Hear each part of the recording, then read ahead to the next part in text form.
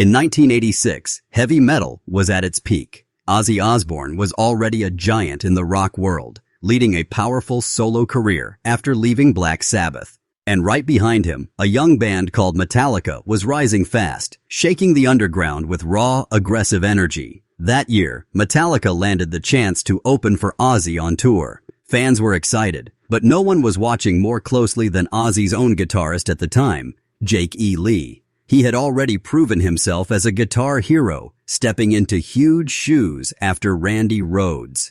But how would he feel about this new band blasting thrash metal before Ozzy hit the stage? Many assumed he might see them as competition, yet Jake's thoughts weren't what most expected. He didn't just watch from the sidelines. He studied Metallica, their energy, their passion, and their sound. What he saw and later revealed in interviews would surprise both Metallica fans and Ozzy's die-hard followers.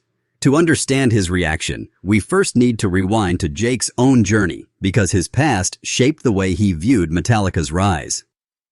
Before Metallica ever shared a bill with Ozzy, Jake E. Lee had already lived through his own battles in music. Born in 1957, he grew up surrounded by guitar-driven rock.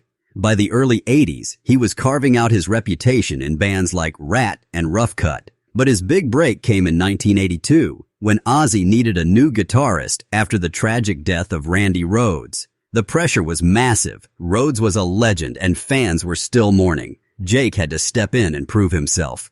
He delivered. On albums like Bark at the Moon and The Ultimate Sin, his playing gave Ozzy's music new fire. His riffs were sharp, his solos emotional, and his stage presence undeniable. By 1986, Jake was established as one of the leading guitarists in heavy metal. He was used to being around greatness, but when Metallica joined Ozzy's tour, T wasn't just another opening band. They were something different, and Jake noticed it right away. Metallica came on board during their Master of Puppets era. The band was young, hungry, and ready to prove themselves to bigger audiences. For most fans, Ozzy was the main attraction, but for younger kids in the crowd, Metallica was the fresh blood. James Hetfield's growling vocals, Cliff Burton's thundering bass, Kirk Hammett's searing solos, and Lars Ulrich's pounding drums were a shock to audiences used to traditional heavy metal. Their shows were raw and unpolished, but full of passion. For Jake, this wasn't just another opener. He saw a new wave of heavy music unfolding right before his eyes. While some in Ozzy's camp might have worried about being upstaged, Jake didn't see it that way. He respected their dedication, their unity, and the way they connected with fans. He later admitted that watching Metallica on that tour was eye-opening, and that he could sense they were destined for something far bigger than an opening slot. When Jake first saw Metallica perform, he immediately noticed the difference between them and other opening acts.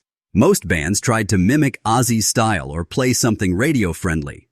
Metallica didn't care about that. They played fast, aggressive songs that ignored commercial trends. To Jake, that was bold. He respected that they weren't trying to copy anyone. They were creating their own lane. He later revealed that he admired their energy and how tightly they played as a unit. Unlike many openers who faded into the background, Metallica demanded attention. Jake also saw how the fans reacted. Even people who had come only for Ozzy were getting pulled into Metallica's world. That told him something important. This band wasn't going to stay small for long. He knew from the very beginning that they had the drive and talent to shake the foundation ends of rock music. Some musicians in Jake's position might have felt threatened. After all, Metallica's heavy sound was turning heads, and younger fans were already worshiping them. But Jake didn't see it as competition. He was confident in his own playing, and he knew Ozzy's legacy was untouchable.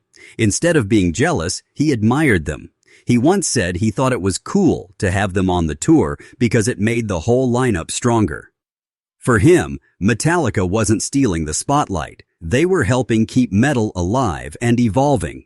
That mindset showed Jake's maturity as a musician. He wasn't just focused on himself. He cared about the future of the music. In many ways, his respect for Metallica was also a reflection of his respect for hard work. He had climbed the ladder himself, and he recognized the same hunger in them.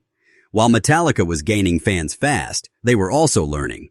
Touring with Ozzy gave them the chance to see how a massive rock show was run, from stage production to crowd control. Jake noticed how they paid attention. They weren't just blasting through songs, they were studying the craft of headlining. He later said that they were sponges, soaking up everything around them. And it worked. Within just a year, Metallica's fame exploded, pushing them toward arenas and eventually stadiums. Jake wasn't surprised. He had seen their discipline and passion up close. To him, it was clear they weren't going to fade like so many other openers. They had what it took to become giants. The 1986 tour also carried tragedy. During the European leg, Metallica's bassist, Cliff Burton, was killed in a bus accident. The band was devastated. Jake remembered that moment as one of the darkest points of the tour. He had grown to respect Cliff's playing and his presence on stage. Seeing Metallica go through such a loss but still push forward left a deep impression on him. For Jakey, it proved just how strong they were as a band. They weren't just musicians, they were brothers willing to fight through anything. That kind of resilience only made Jake believe even more that Metallica was destined for greatness. Years after the tour, Jake E. Lee was asked about what it was like having Metallica as Ozzy's opener. He could have downplayed it, but instead, he praised them. He said he knew from the start that they were going to be massive. He remembered how tight they were musically and how fans responded to them. For Jake, there was no bitterness, only respect. He admitted that even though he didn't play their style of music, he could appreciate their vision and determination. In his eyes, they weren't just lucky kids riding a wave. They had earned everything through sweat and persistence. Not long after opening for Ozzy, Metallica became one of the biggest bands in the world. Albums like And Justice for All and the Black Album turned them into household names. Jake had moved on from Ozzy's band by then, but he still remembered that tour. He once said he wasn't surprised at all by Metallica's success. To him, it was just the natural outcome of what he had witnessed. He knew they weren't just another metal band. They were the future. Looking back, Jake E. Lee's view of Metallica was filled with admiration. He didn't see them as rivals, and he never downplayed their impact. Instead, he respected their authenticity, their energy, and their drive.